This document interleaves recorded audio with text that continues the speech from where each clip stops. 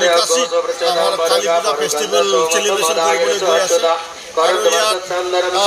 মই আশা কৰিছোঁ যে আমাৰ এই অঞ্চলৰ সকলো দিশতে যাতে সকলোৰে সম উন্নয়ন আৰু সকলো এটা সমাজ ব্যৱস্থাক লৈ পেলাই যাতে বছৰে বছৰে চলি থকা আমাৰ নিকাশিত যি ফেষ্টিভেল কালী পূজাৰ যি ফেষ্টিভেল এইটো চলি থাকক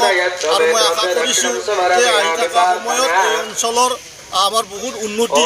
সামাজিকভাৱে বহু ধৰণৰ পৰিৱৰ্তন আৰু উন্নতি হ'বলৈ গৈ আছে মই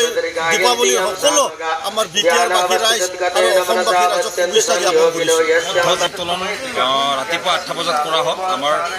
পূজা সমিতিৰ সভাপতি মৃদুল সিং ব্ৰহ্মদেৱে কৰিলে তাৰপিছত আমাৰ মুখ্য দ্বাৰ উন্মোচন কৰিছে আমাৰ BTCৰ EM আমাৰ এই সমষ্টিৰ EM ঘনশ্যাম দাস ডাঙৰীয়া তাৰপিছত আমাৰ মন্দিৰ দ্বাৰ উন্মোচন কৰিলে আমাৰ প্ৰাক্তন MCLA মন সিং ব্ৰহ্ম ছাৰে তাৰপিছতে আমাৰ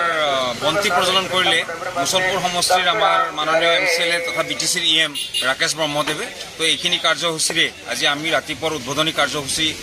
শেষ কৰিলোঁ ইয়াৰ পিছত আমাৰ আজি এতিয়া পূজা পাৰ্বণ চলি আছে ৰাতিলৈকে আমাৰ কালচাৰেল প্ৰগ্ৰেমৰ পৰা আজিৰ পৰা আমাৰ অনুষ্ঠানবিলাক আৰম্ভ হ'ল